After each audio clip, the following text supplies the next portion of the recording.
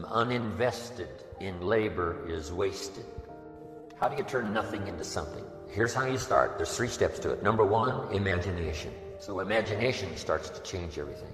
Now, imagination is not tangible, but it is almost real. It's not real, but it's almost real. But it's hard to say that imagination is nothing, but it's nothing in terms of tangible. It's not tangible yet. And you always have to say yet. Imagination is not tangible yet, but it is the beginning of turning nothing into something. It's the beginning of turning nothing into reality, imagination. So the hotel I'm staying in next door was once in someone's imagination.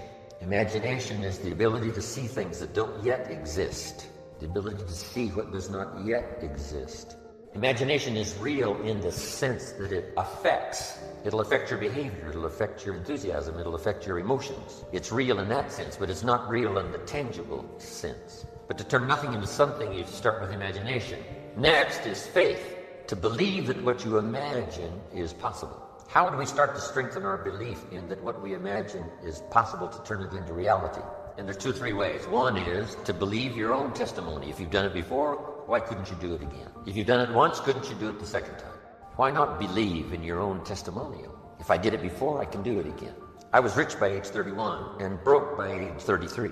But now my question was, could I do it again? And the answer was yes, of course. I lost the money, but I didn't lose the skills. And that's what's important about personal development. You can lose the money, but not the skills, so who cares about the money? Unless it's getting late, right? And you're like 90, and it's a little difficult to go back to the streets. But hey, once you've got the skills, you own the skills.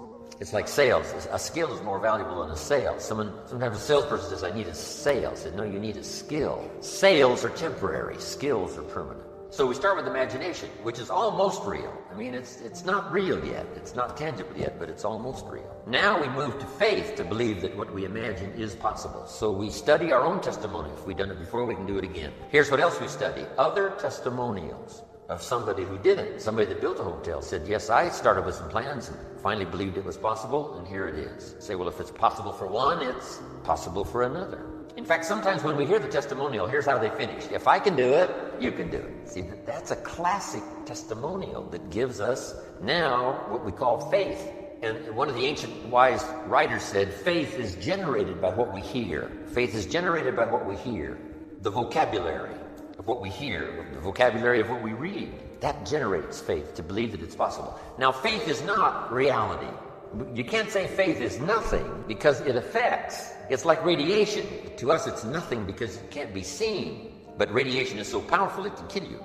Right? You can't see it, but it has an incredible effect. And that's true of faith. Faith can't be seen, right? With the natural eye, it can't be seen, but it has an incredible effect on your attitude, on your behavior, on your disciplines, on your work for the day, and all the rest. So faith is tangible in that sense, that it affects the emotions, it affects the drive. But we still don't have a hotel. Even though the imagination is very powerful, and even though faith is very real, we still don't have a hotel. Because faith is not a hotel. Now, it's almost. It is so close. Here's what one writer described faith. Faith is a substance of hope. Now, it's not a substance like a brick being a piece of the hotel, but it's almost. It's so close, it's substance. And the writer also said it's so close, it's evidence. Now, not evidence you can see, but tangible evidence that's just as real as all of our human experiences that can't be touched, can't be seen. It's called the unseen magic.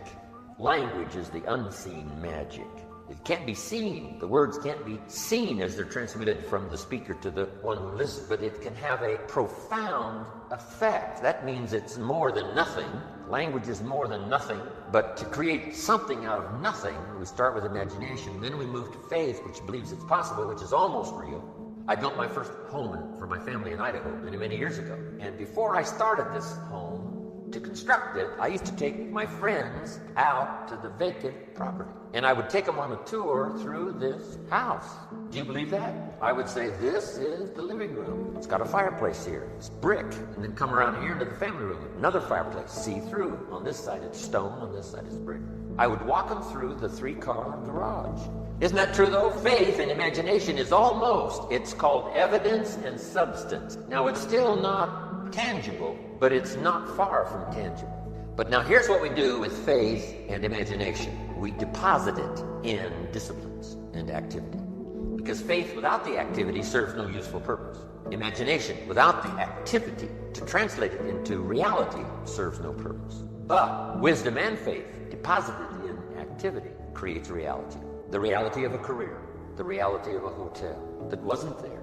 Then this is a bit of a time management that will sort of translate into time management. Question goes like this: when should you start building the hotel that you've imagined and now believe that it's possible? When should you start? And here's the answer: as soon as you have it finished. You just got to remember that. You wouldn't start building a hotel unless you had it finished. Because if you start building something, somebody says, what's this going to look like? You say, I have no idea. See, they'd take you away to a safe place. No, the reason you start is because it's finished. So here's what we teach in time management. Don't start the day until you have it finished. You've got it laid out. Plenty of room for improvising, plenty of room for spontaneity, but you finish the day and then you start the day. You finish the week, then you start the week. But you shouldn't start building the hotel until you have it finished. Is it possible to finish it before you start? And the answer is yes. It would be foolish to start unless you had it finished. Unique things to remember. Now, here's what now turns wisdom and faith into reality, and that's activity, muscle. The labor, the work. Some people go for affirmations, but see that I do believe in affirmations, but here's the key on affirmations, and that is to affirm the truth. Affirm the truth. If you're broke, best thing to affirm is, I am broke. You put that up on the refrigerator where you can see it every day. It'll drive you to sign up for a class to learn a skill so that this doesn't happen anymore. Now, if that doesn't do it, reaffirm and put this up there. I'm 40 and broke. That's a lot more alarming. And if that doesn't work, put this up there. I live in America and I'm 40 and I'm broke. Something is wrong. Not with the country now. You don't have to build a raft. You don't have to build a raft and go to another country. Something might be wrong with your philosophy, your policy, your plan, and your strategy. So, affirm, yes, but always affirm the truth. Here's what the old prophet said. The truth will set you free. Truth, to correct old errors in judgment. That's the freedom of the truth. Because if you don't speak the truth, then you're likely not to correct the errors in judgment. If something's wrong, but you say, hey, it's fine, it's fine, it's fine, how are you going to correct the errors in judgment that made it wrong? So you can't say it's fine, it's fine, it's fine, and finally it turns out to be fine. Say, no. The only way to go from wrong to fine is not by affirmation. The way to go from wrong to fine is to figure out where the errors in judgment were by speaking the truth. Something's wrong here, finding out what's wrong, making the changes. Now it can go from wrong to fine. Here's a good phrase. Affirmation without discipline is the beginning of delusion. Now, here's what else the truth does. First, it sets you free to correct old errors in judgment. Here's what else it does. Helps you to set up new, easy disciplines. To turn wrong into right. To turn lack into prosperity. To turn skepticism into faith. Now, let me give you the secret now to creating a hotel. The final secret is discipline. But in order to turn wrong into right, we must speak the truth. Because only the truth will set you free.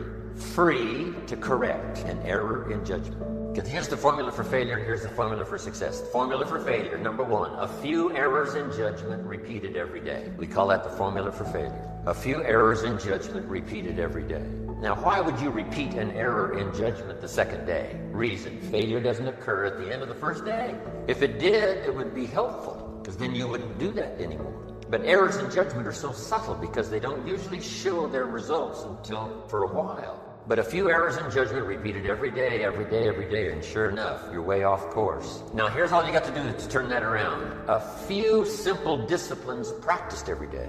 A few simple disciplines practiced every day starts to create success. Not at the end of the first day. The first day is the end of a new beginning, the first day. That you've started a new track, that you've started a new direction. So we must all speak the truth. So affirm the truth. Yes, affirm God is good. Yes, affirm life is full of possibility. Yes, affirm all the truthful possibility. But you don't need to try to trick yourself into saying something is okay when it isn't okay. Some people say every day in every way I'm getting better and better. And if that's not true, see, that we call that delusion. If it's not true. If it is true, then it's wonderful. It's fabulous. We should celebrate. But if it's not true, every day in every way I'm getting better and better. See, if that's not true, then it is an affirmation that's destructive. So just affirm the truth. The truth is I lack some skills to multiply my income by 10, which I wish to do in the future. I need to learn the skills. Affirm that you don't have the skills so that it'll drive you to get the skills because you want to multiply your income by 10. Yes, it is true. All things are possible to the believer. It is true. Errors in judgment lead to devastation. We don't just need the truth. We need the whole truth and nothing but the truth. Here's what we don't need. Delusion. You don't need delusion in order to try to make something out of nothing. All you need is this simple little formula to imagine, because imagination is so powerful. It's the beginning of creating all things that we see. then faith to believe it's possible. It says what? With faith, everything's possible. Without faith, nothing is possible. So that's a good study to make, creating faith to believe it's possible. But now we deposit faith and imagination into muscle, into discipline. Michelangelo was a genius, but it wasn't his genius that created this famous sculpture.